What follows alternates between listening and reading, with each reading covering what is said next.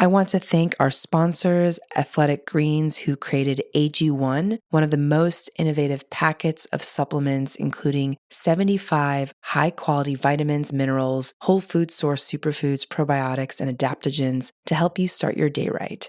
These ingredients support your gut health, your nervous system, your immune system, your energy, recovery, focus, and aging. I personally started using Athletic Greens and love the way I feel in the morning after I drink it. And I no longer have energy crashes throughout the day. And the best part is that it's delicious. The founder of Athletic Greens created AG1 because he experienced a ton of gut health and ended up on a complicated and expensive supplement routine to recover. Right now, it's time to reclaim your health and arm your immune system with convenient daily nutrition. It's just one scoop in a cup of water every day. That's it. No need for a million different pills and supplements to look out for your health. To make it easy, Athletic Greens is going to give you a free 1-year supply of immune-supporting vitamin D and 5 free travel packs with your first purchase. All you have to do is visit athleticgreens.com/Yasmin. Again, that is athleticgreens.com/Yasmin, YASMEEN, to take ownership over your health and pick up the ultimate daily nutritional insurance. Hi, my name is Yasmin Tarehi, and this is Gateways to Awakening, where we host one-on-one conversations with leading experts in wellness, well-being, and spirituality. Today's episode is about how to own your thoughts and create your reality with Althea Montgomery. Althea is the owner of Creative Clearings. She's a quantum energy healer and an intuitive business strategist. She simplifies the subject of energy healing, making it practical, fun to maximize positive results in people's personal and professional lives. I have personally worked with her and stand by what she offers. She's incredible, and I'm so excited to connect with her today on the show. Her website is www.creativeclearings.com, and we'll leave that in the show notes as well. All right, so welcome to the show, Althea. Thank you, Yasmin. Good to be here. So Althea, can you tell us, what does it mean to create your life and your own reality from your perspective?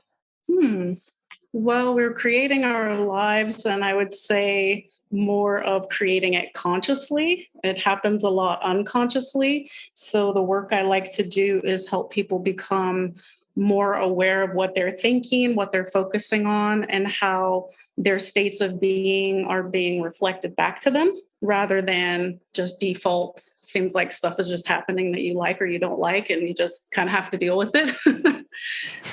Right? Right.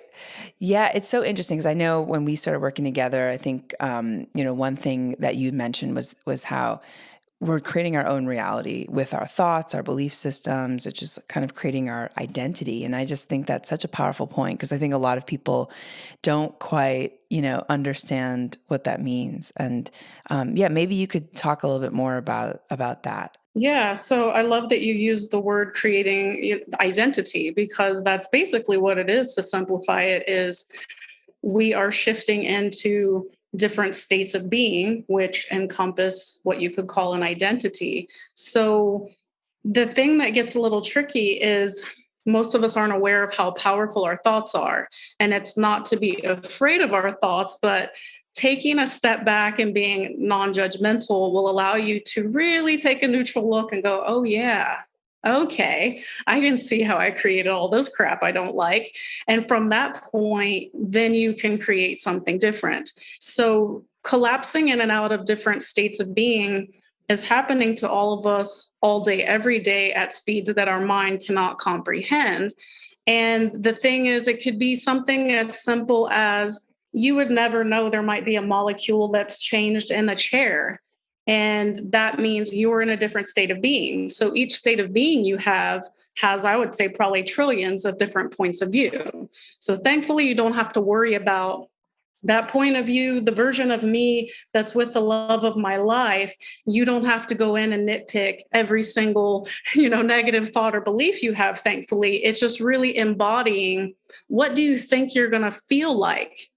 How would you move throughout the world, and how would you be thinking from that state of you already being with the love of your life, feeling whole and complete. Does that make sense? Yeah, yeah, absolutely. It's like, and I think something about that space of being in like the first person versus the third person, like, or like watching yourself as opposed to being in that space already. I'm curious, how do you sort of catch your thoughts? Because I think a lot of people are on autopilot for most of the day, right? Like just, I mean, it's so difficult. We wake up, we have the same thoughts, and it's like we're almost like looking for things to worry about or stress about. It's like we can't just be steady state and content because maybe that feels kind of uncomfortable, to us. Yeah, I mean, many people think they don't usually think it consciously, some do, but think that the purpose of life is to solve problems. Woohoo, how much fun is that? Yeah, we can feel awkward to take a look at our thoughts for one number one reason that I usually see is we're making them wrong. So if you're making your thoughts wrong and you're already judging yourself, you are most likely not going to look there. If you already have decided that all this stuff over here is wrong and bad, you're just going to avoid it. But if you drop the judgments and you're just curious about it, like, okay, what am I really thinking right now? How am I feeling after having this thought? How am I feeling after having this conversation? Without the agenda to beat up on yourself and make yourself wrong, you're just curious about it. That is the first step and the key. Stop judging yourself. Say easier said than done, but it really is just a choice. And one thing I've started saying to myself recently when I catch myself being mean to me is that I'm just not going to do this to myself anymore.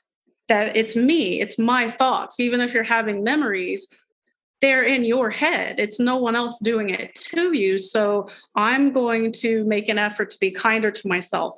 And it just simply takes practice.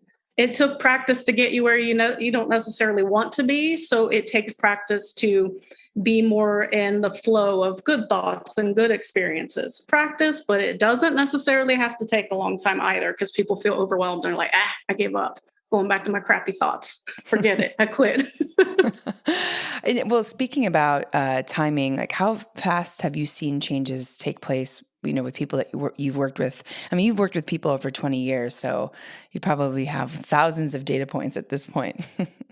Well, yeah, I've been working with people and I've been healing people since I was a little kid. My business, probably not 20 years if I'm open there, but yeah, I've been healing people since I came out of my mom's womb. I'm like, hello, I'm here, everyone.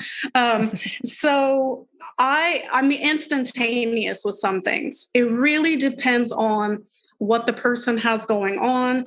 It's dependent upon what their belief systems are, if they've gone through a trauma, being really open and receptive to the idea that this can shift instantly. So, yeah, I've had stuff shift within seconds.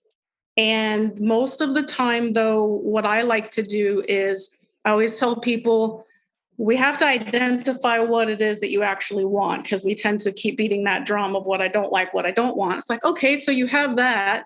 What is it that you actually want? Sometimes it's the complete opposite of what you don't want. But getting someone to the actualization of what they want and maintaining that space and that they feel confident in their ability to maintain the things they want, that's very important. And I found that if I tried to get people there too fast, like I can see the potential that maybe they're not ready for. It wasn't good in the early days. I was like, you know what? I'm going to do this session. I'm going to fix everything up in one session and send them on their way. They're going to be happy. And it was just too much too fast for the person. They needed to get acclimated to trusting themselves again. So it's really dependent upon the individual situation and person, how fast it will shift. Yeah, absolutely. That's so powerful. And Althea, what does energy and vibration mean to you? Because I think we spoke about this, and I think Yeah. a lot of people intuitively feel like going into a room or talking to certain people, sometimes like you just feel kind of like strange sometimes after talking to certain people, or your mood might shift, or, and so it's so interesting. I think those are two very different questions, but kind of Mm-hmm. related. So the first is, what does energy and vibration mean to you? And then, like, what does that mean when we come into contact with other people and places? I love that. I love that question. And I always like to look at it fresh because I could just be like, yeah, I thought it was this before. And I'm always open to things changing. So, what I was getting right now when I tapped into that is when you're walking into a room or different places, you're going to be very aware, if you're a sensitive person, to other people's thoughts, projections, and even things that have happened in that space. So there's free floating thought forms. There could have been happiness, there could have been traumas, but there's a density that can happen in certain spaces. And that's why it's good to do, energetic self care and clean up spaces.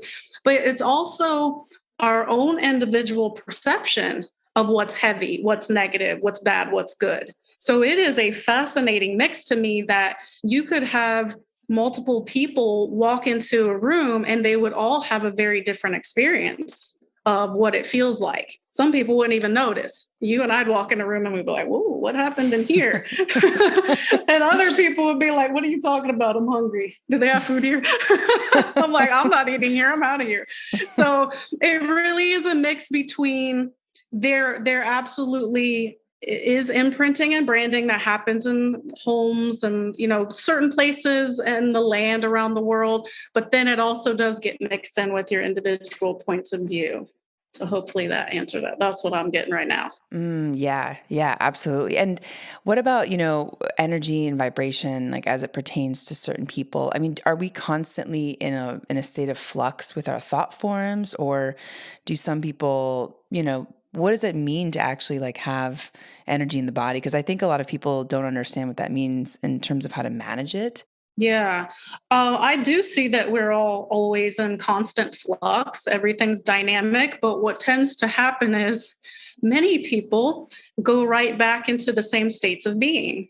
They go back into the same thoughts, the same feelings. And so, as we're collapsing and shifting into different states of being, we absolutely can go right back into the same stuff. And if we're not aware that that's under our control and that we can change it, very often that's what will happen. There's a certain, I would say it's kind of like digging a divot, kind of like when we have thought loops and neural pathways that get deeper and deeper the more thoughts we have. I see it similarly when I look into the quantum field, that we have certain states of being that we like to hang out in. Those are our general set points. I don't like to call them set points because you can change them, but we're hanging out there, that's just where we are. That's what we like to think about. That's what we like to do. And then when we go to change our points of view about things, we expand beyond that comfort zone and we start to open up to the truth that there are infinite parallel versions of each of us and that you get to pick whichever one you want to shift into. Hopefully Yeah. that answered. Yes, yes. I love talking to you because it's so inspiring, because I think a lot of people are just so stuck in, this is who I am. This is, all that life can give me. And I love your perspective on that there's infinite versions of yourself, and you can just shift your attention and awareness into each of these things. I mean, I'm really aware of this, and yet I still have difficulty, shifting, maybe not compared to other people. I guess I do feel like I've changed quite a lot, just in general, but I do feel like there is a resistance, this kind of like resistance to going back to like what's familiar. And so, over the course of your time working with people, what have you seen, in terms of the people that you've worked with, as like characteristics or qualities or attributes that have allowed people to shift faster or more deeply than others? One of them would be let yourself feel your feelings. I mean, if you ever work with me, I'll laugh. I'll cry if I feel like it. I'll be like, fuck this shit. I get angry. We have to give ourselves permission to genuinely feel and release any thoughts and feelings, to not make anything wrong. And what I have found consistently happens is that people often don't know what they want. They don't know what they want, and or they have decided that what they want is wrong. The other part of that is People often will hold on to something that they thought they wanted because they spent so much time and so much energy, trying to focus on that career, that person, manifesting this thing, that they won't let themselves actually be honest and say, you know what, I actually don't want this anymore. So I see a lot of people that will get stuck not knowing what they want. And when you stop judging yourself, and you don't have to validate it to anyone else, but be honest with yourself. What would be fun for me? What do I actually want to create in my world? Then that is where the power is, that you know where your target is. That's what I want. And it could be something as simple as, I just want to feel better today. I get stuck with some things too, not anywhere near as much as I used to, and I have the tools.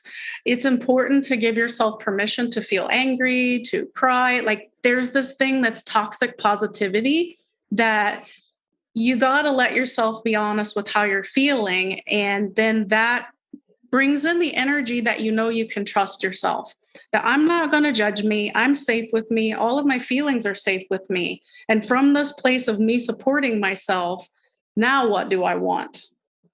That's so, so important. I see people beat up on themselves all the time for years about, I'm wrong, I'm bad, I'm not good at this, and overcomplicating consciousness. Have fun with it. It is really not serious. And I know that if someone is in the middle of, having physical pain, or they're in a trauma, or they've just lost loved ones, I'm not asking anyone to smile and laugh and be all happy. Honor your feelings, but also realize that everything is okay, and tap into that part of you that knows that this too shall pass. I will be okay. And I'm going to be kind to myself and give myself what I need to the best of my ability. And then also call in people who could support me right now, and being willing to receive. That's a big one that we talk about a lot, is receiving, infinitely just receiving more and more and more. So that it takes practice. Like I said, it really takes practice, but it does get easier. I promise you it gets easier, or I would have quit a long time ago. So, Althea, why do people come to you, and how do you work with them? Because I was recommended to you by someone who I really trust, and I am so happy that we work together. Yeah. And so I'm just curious, why do people come to you, and what sort of things have you worked on? Oh, wow. Why people come to me? I don't know. You'd have to ask them. Don't get me all shy now. Um, yeah, they come to me because they want to change their lives for the better, and they want to do it quickly and in a fun way, and they want to learn more about how to trust themselves. People come to me for, oh my gosh, everything. I help people with romance, I help people with money, body health, business stuff. Alien stuff has come up. Like, there's no limits to what I do. I don't want to get bored, but whatever content or something that's bothering someone, they come to me. But also, they come to me to expand and create and have fun. So it's not just about, hey, got a problem, got to call Althea. It's, we can create and expand and open up to even more possibilities.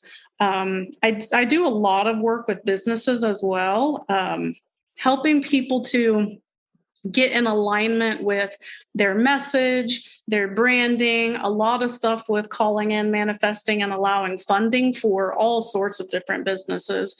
Number one topic is relationships by far. I mean, everything technically is a relationship of sorts, but romantic relationships is number one. And it's a lot of big changes happen very quickly with the work I do. I love helping people. I don't even know if I'm answering your question properly, because I can be like squirrel and bounce all over the place. But hey, the part that I find most interesting is people want to learn more about themselves, but from a point of, if I'm so powerful, how can I change this? And is it okay for me to be this powerful? Is it okay for me to be this powerful? Like, Althea, you're telling me that if I want this, I can have it? Anything? Yes. Yes, anything. And taking away that energy of guilt and wrongness, that if you have a desire, that there's absolutely an aspect of you, a version of you that already has that desire, and there's nothing wrong with it. So I may have gone off on a tangent there, but I think it was good stuff. Yeah, no, it's no beautiful. I love it. I'm curious if you can share maybe one or two stories of people that have gotten what they wanted without obviously Yeah. providing their name or any other details. But yeah, it'd just be fun to share. Yeah, I mean, there was one woman in particular that had a lot of trauma from childhood and a lot of self-loathing, and within a very short period of time, probably 6 months, her whole life completely turned around, and she went from, having chronic nervous system dysregulation to being happy most of the time, and was able to actually go out and start working again. As far as relationships, very often there were people that wanted to disentangle from an ex-boyfriend, girlfriend, or someone they used to be married to. And I do a lot of work, too many to count, but some examples were so romantic relationships where there was arguing and strife. And just even after one session, they would come back to me and be like, Althea, how in the world? It's like a completely different person. We get along so much better. And that really comes from the client shifting their point of view of that person. So if you have an expectation that, this person's always a jerk or they're not going to hear me, you're that powerful. You're going to create that version of them. Another one would be a lot of funding for businesses. Yeah, just instantaneous. To calling in large amounts of money for funding for different businesses. Obviously can't go into details there, but that's happened too many times to count. And the thing is, when you work with me, it's really up to the person what they want to do. And the clarity comes often that people will come in sometimes thinking that they want one thing. And then during the course of doing some sessions with me, they realize that's not what they wanted at all. And then their life takes a pretty big positive change because they're letting go of things that they really don't want anymore. Powerful. Yeah, I love that. And I want to emphasize the point of view piece because you had mentioned, if someone changes their point of view, then their whole reality also shifts. And can you say more about that point? Because for me, when we were working together, I really, really love that. It's like we have certain kind of fixed points of view on who people are. And if we shift that point of view, and I've been trying to actually shift my perception to seeing everyone as like the highest, best version of themselves. And it's kind of mind blowing when I go into that perspective because people will actually show me the best version of themselves. Mm-hmm. We tend to get what we expect. We really do. So you got to check yourself. Like, I can get a little feisty sometimes. I like that about me, but man, if I'm in a mood and it has nothing to do with anybody else, that gets reflected back to me real quick. I'm like, ooh, better isolate myself for a moment if I want to be in this mood. But it's this expectation of, if you think somebody's a nice person, they're for the most part going to show up as a nice person for you, even if everybody else thinks they're a jerk. And if you look at it, the truth is there is no opposition. There literally is no opposition unless you want to make that up in your mind. And I know people are like, no, this person did these horrible things to me and they're bad and they're wrong. But if you just roll with it here and hear me out, if you take a step back non-judgmentally and you're really honest with yourself, I can promise you, you can be aware of when your thoughts started changing about that person. There was something they said, something they did, something got triggered. It might have been small. And then your thoughts started going into things like, I don't trust them. What are they doing behind my back? They reminded me of so-and-so who messed me over before. And then if you don't check those thoughts and reframe them to something more pleasant, it will generally play out until you have a big blow up where the person does seemingly betray you or you get rejected and things fall apart. But if you really take a step back and you're honest, you will see that with every situation that's happened, and you can trace it back to where your thoughts started changing towards the so-called unwanted. Powerful, powerful. And how do you reframe your thoughts? Like, let's say you wake up one day and you're just in a funk, and you don't know why. I think there's also something powerful that you have mentioned in the past, which is like asking yourself, is this even my Is this even feeling? mine? Yeah, you won't always remember that. I don't. And it's fascinating how often it's not ours, but is this even mine? That is something that I did first hear from Access Consciousness. We talked about that, but it's so true. I can't even ask who does this belong to because I will go crazy like, whose is this? Whose thoughts are in my head right now? This is horrible. I'll just be like, okay, is this mine? And then it will very often go away completely. Now, if you find that you ask that and it hasn't gone away, often just ask, is there something I need to be aware of here? Because we tend to fight against awareness. We don't want to be aware because we have so much judgments going on. If I'm aware, then I'll be aware that I don't feel good and I don't have enough money and I'm tired and yada yada. But if you just ask, what am I aware of? And you stop resisting it, the energy around that yucky feeling will start to melt away. And then what I like to do is give myself permission that if I want to feel sad, then I go all in. Like, you go ahead, Althea. Do you really want to feel sad right now?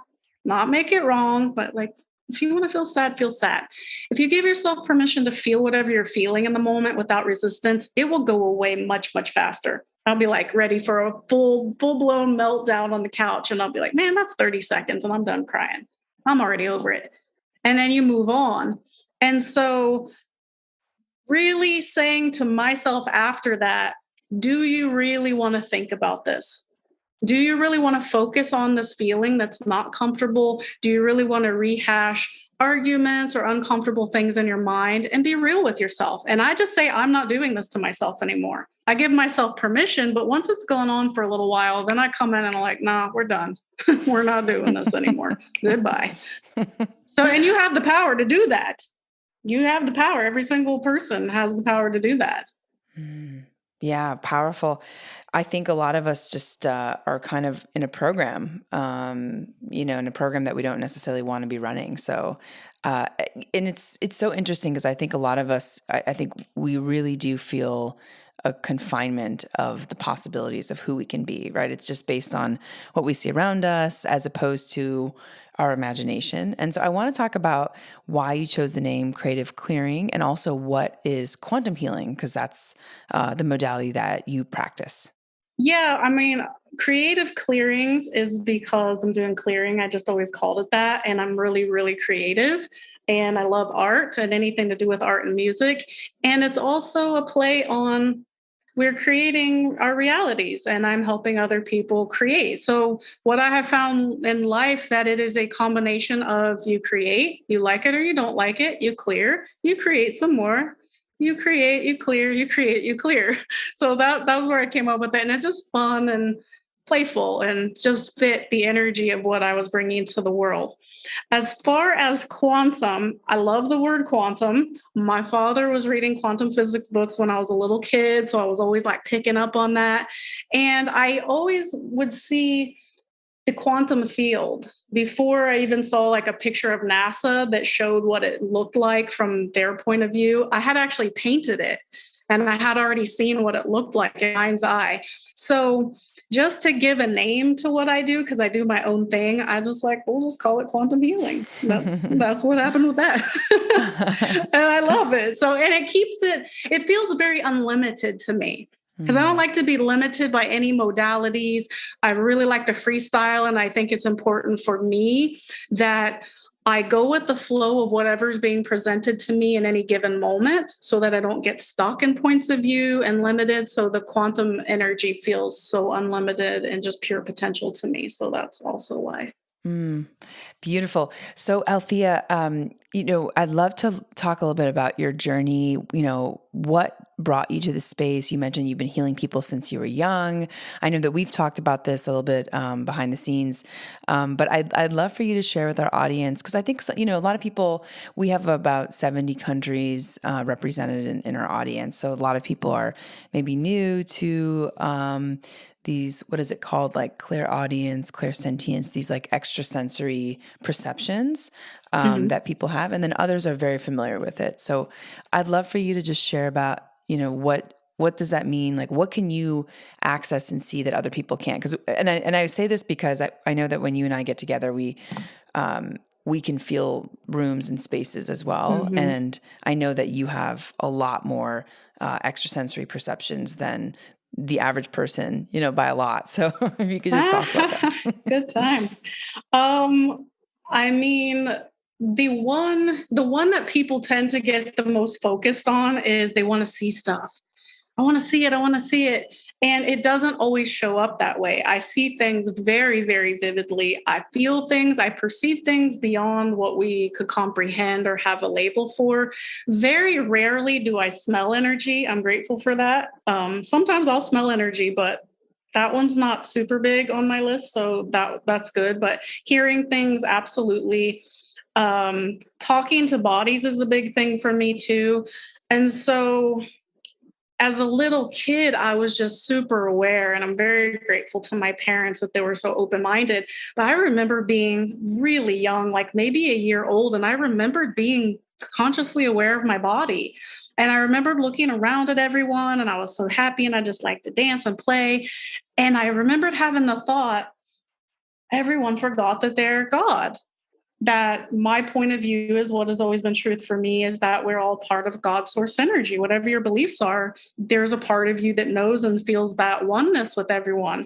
So as a kid, and I realized, oh shit, everybody forgot their God and they're like pretending they're not. I started turning down my energy until I was around maybe 13.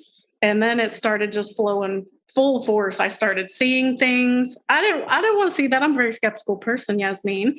And I'm like, why am I seeing these, intergalactic beings in my living room? And I was just a little kid and it was a little scary.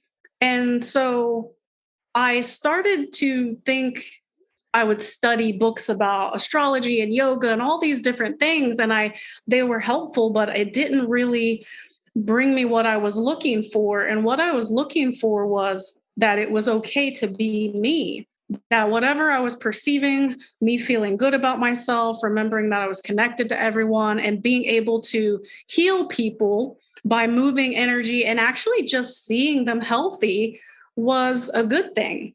And that it was okay for me to step into that. And so I went through a lot of healing for myself. I used to be overweight. I had really bad anxiety when I was younger because I was hearing other people's thoughts all the time. And I'm like, am I crazy? What's happening? And so that was why I started getting into learning about energy more. And one of the biggest catalysts for me in energy was a woman named Donna Eden. She was very popular. She taught about the body and meridians and meridian tracing, and she's such a sweet, lovely lady. And that was one of her books, Energy Medicine, was the book that really helped me to open up to this is safe and this is good for you to expand on these skills. And then when my mom passed away in 2013, that was when everything really, really expanded to like the push of you were going to help other people with this. Wow. Ooh, Well, getting emotional. Oh oh, my. thank you for sharing that journey. And also I love that your name represents kind of the work that you do, which I think is brilliant. Can you tell us what Althea means? Althea is the Greek goddess of healing, and it was my grandmother's name. Yeah. So Was your grandmother also able to, perceive things outside of the five senses? I would say yes. This was something that wasn't really talked about growing up because I think for many years, depending on where you lived and the culture, that it was just something that people kind of hid and kept to themselves. It wasn't widely accepted. And so I would say absolutely. And my mother had a lot of intuition, and my aunts. So yeah, but it wasn't something that was talked about. And then just me, I'm kind of a firecracker, big mouth. I came in here like, we're changing this. People need to stop being ashamed of all this cool stuff they can do. So yeah, I think they were just more quiet. Just more like, nope, not gonna tell people. I'm like, well, I will. Move out of my way. I love it. I love it. And yeah, so many people have really transformed their lives from the work that you do. And Althea, I was wondering, I mean, you could say no, but it would be fun to do like a 5-minute meditation just for people listening. Okay. And it could, we could pick a subject like, I know that you've got a lot of different things that you work on, but maybe it's just about clearing other people's energy, maybe becoming more grounded and present. That could be Okay. like a fun, like 5-minute one before we continue. All right. Stop me because I'll get rolling and it'll be an hour. No, I'm kidding. All right. You want me to do it now? Yeah, yeah, absolutely. Okay. Preferably do not listen to this while driving. All right. So take a nice deep breath. Close your eyes if you'd like. And just notice how you're feeling. Notice how your body's feeling. Notice the surface that you're sitting on or lying on. Start to relax and melt into your body more. I'm just going to disentangle everyone, releasing all thoughts, feelings, beliefs, patterns, programs that you may have picked up from other people, other things.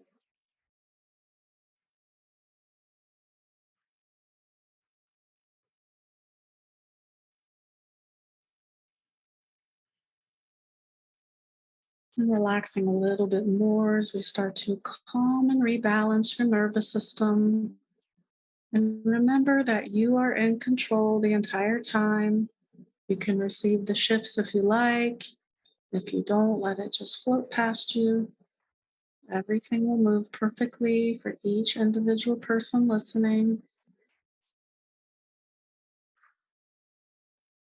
Rebalancing the brain hemispheres. And we're going to clear a little bit of energy out of the amygdala and limbic system as we calm down any sort of stress or worry or trauma, disentangling more quickly.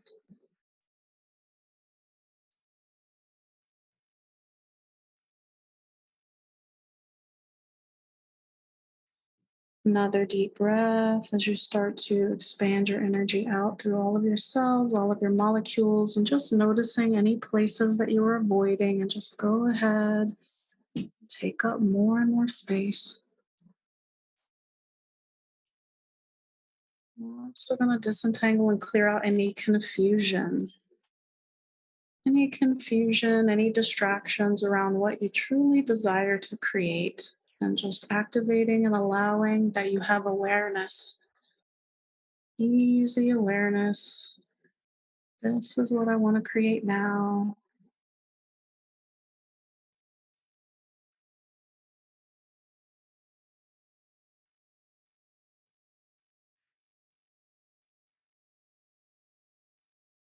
I'm going to release any physical or energetic toxins now out of everyone's bodies and field. And clearing out, if you'd like, any habitual patterns and magnetizing of other people's thoughts and feelings to your body and energy field. Disentangle now.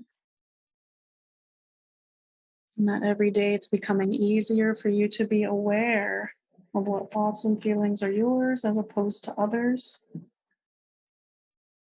And that you can easily let other energies just float past you, and you get to choose how you feel and where your focus is. And then we're going to amplify that every day you are trusting yourself more and more. You trust yourself to take care of you, to make the right choices for you, trusting what you know. And let's amplify that everyone's unique ways of perceiving energy and awareness starts to gently amplify, and that you all have fun with it.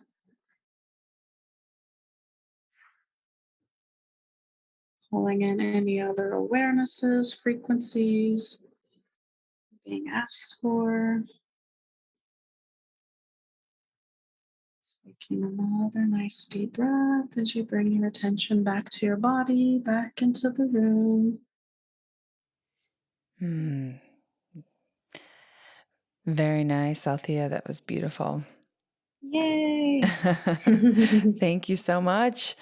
So welcome. Yeah, I'm very sensitive to energy, so I can definitely feel that. And it's so funny as you were going through that, the sun just came out. So, Beautiful. so Althea, why do you think that this subject is important? Well, it's something that we do have control over is our thoughts. That we really do create our reality, but what we choose to focus on and what we choose to think. And we do get programmed in childhood. It's, not the fault of our parents or people that raised us, but it happens to them as well, that patterns and programs just get passed down over and over and over again until someone finally says, wait a minute, I don't have to do it like this anymore. That you just decide for yourself that I'm going to disentangle from whatever my family thought was right here, and I'm going to do what's right for me. And if we don't actually take control of our thoughts, we're going to be at the effect of everyone and everything all day, all night, and we're not going to enjoy our life. It's not enjoyable to.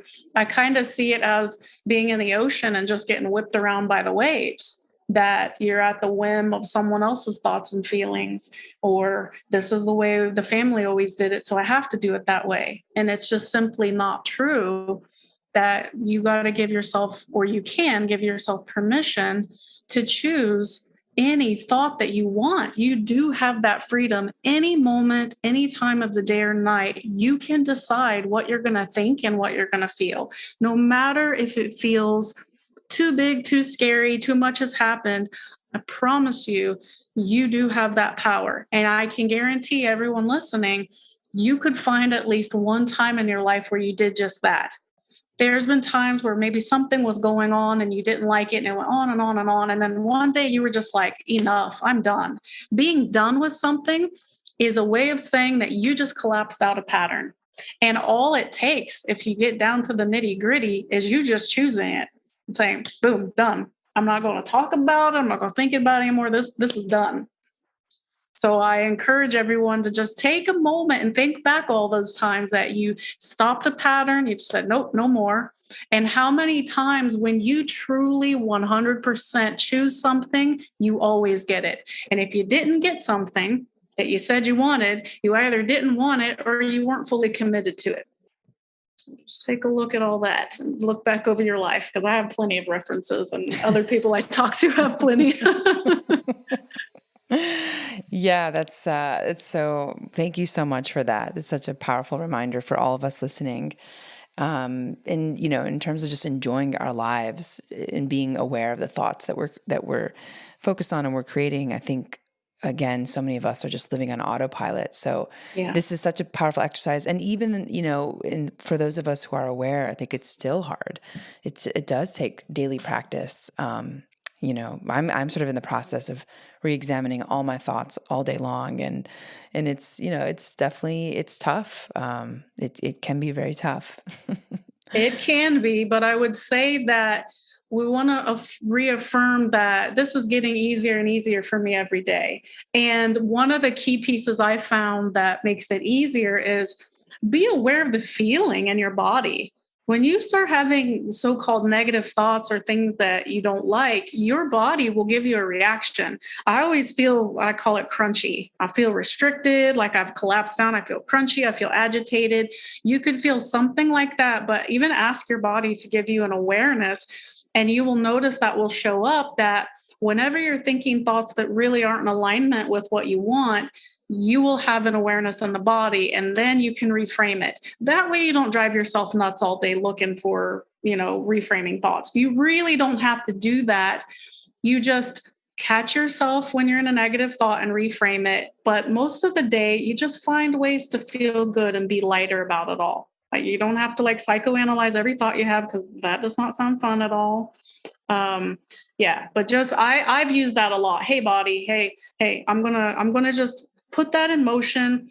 that I have a gentle yet very clear awareness anytime I'm getting off track, anytime I'm getting distracted, anytime I've taken on someone else's thoughts or feeling, and I take my power back and I change it. And I've gotten really, really good at it. Setting a reminder on the phone is very helpful too. Maybe an hour or 2 or 3 times a day, just that check in with yourself. Check in with yourself every hour. Check in with yourself. I love that. I love that. And Althea, what sort of things have surprised you on this journey? Oh gosh. Quite a few things, I guess. One of the funniest things was I've been doing this for a really long time, and I'm like, I can do anything. Like, whatever you need, come on over here, we'll fix it up, we'll change it up. And just like the other weekend, my friend was camping, and she had some people that were like in her camp area, and she rarely asked me for anything, but she's like, Althea, can you send some energy so that they'll leave? Now, when I do stuff like that, we're never talking about sending like a wave and crashing people, like doing anything bad to anyone. We're not talking about that. We're just shifting realities to where those people don't, or they're not there anymore, or don't want to be there. So I've been watching this Obi-Wan Kenobi show because I love Star Wars since I was a kid. So I kind of this was less than 30 seconds. I was like, sure, I'll send some energy. And I saw like this beautiful wave of energy go through their campsite. And then I just, with the intention, I said, you don't want to be here. Like, you don't want to be here. You want to be somewhere else. Within 3 minutes, they were gone. And then she said when she woke up in the morning, they were completely gone. And all the years of doing this, little things like that, where it just barely had any time put into it at all, shifts so quickly because I didn't have a point of view. So you notice like things that we don't have a point of view about, they tend to manifest or actualize quicker. So little things like that are fun for me still. Like I still get really excited when I see my clients having big breakthroughs too, that they start having big awarenesses on their own. I'm having a blank probably because we're recording this and you're asking me. Well, Althea, I want to also, because you just said if you have no point of view, then things can happen faster. What do you mean by that?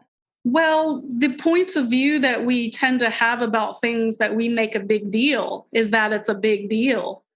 That, oh, that's too hard. Like, you know how it's very common when people are manifesting that they want to practice with manifest a drink or a parking spot because they've made those things easier in their mind rather than it's just as easy for anything to actualize, but it's our thoughts that say it's not that make it so.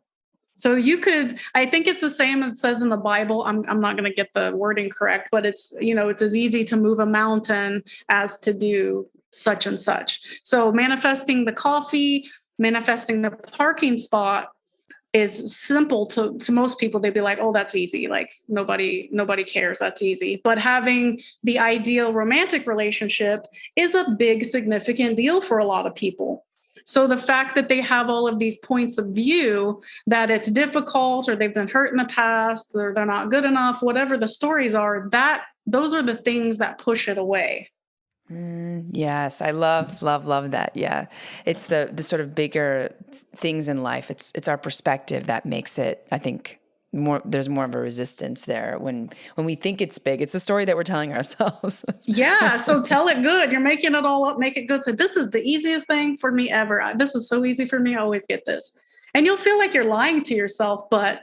I mean, my point of view is we lie to ourselves when we say crappy stories all the time. Like, that's not necessarily true, but we often take those as truth more quickly and easily than you're amazing.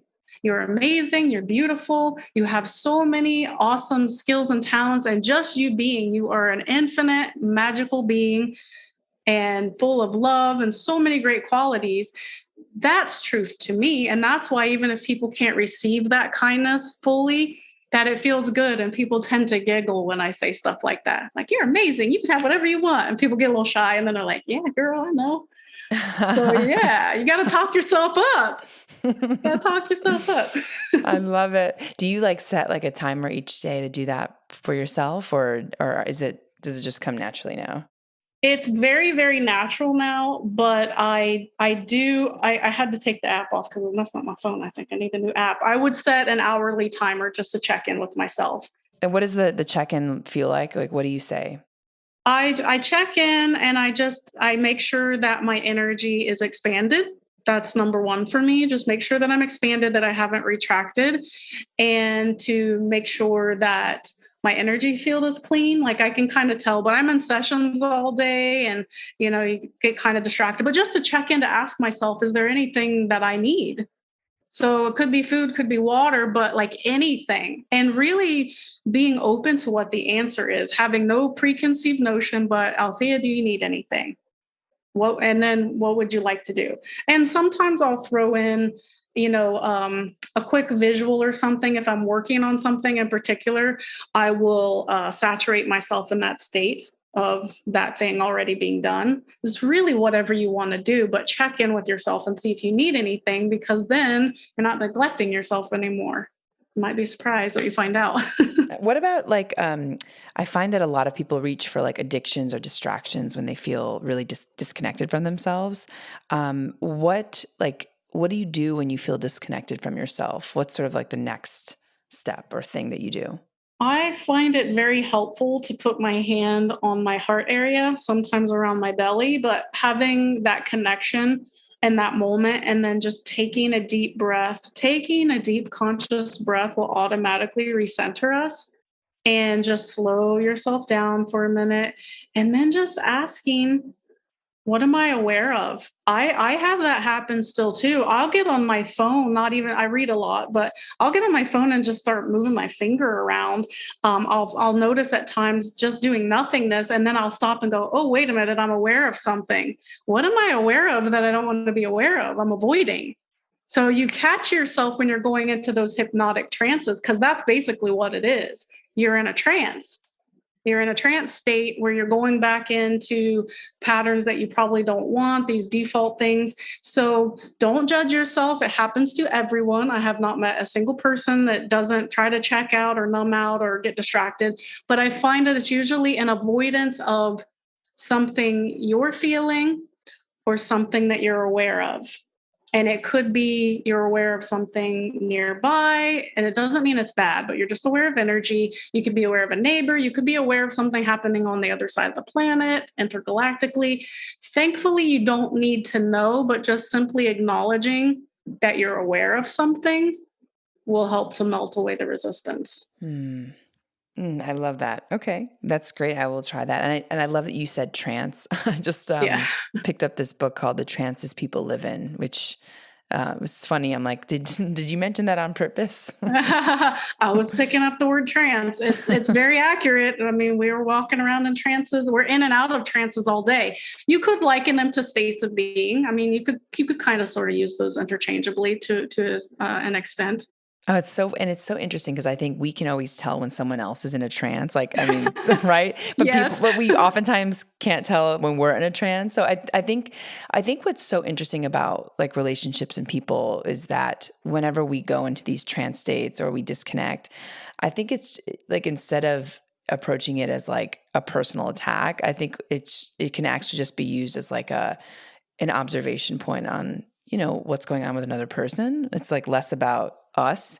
So that's something I've just been thinking about a lot lately, that when people are in trances, it's just their, it's mostly their programming. It has nothing to do with me.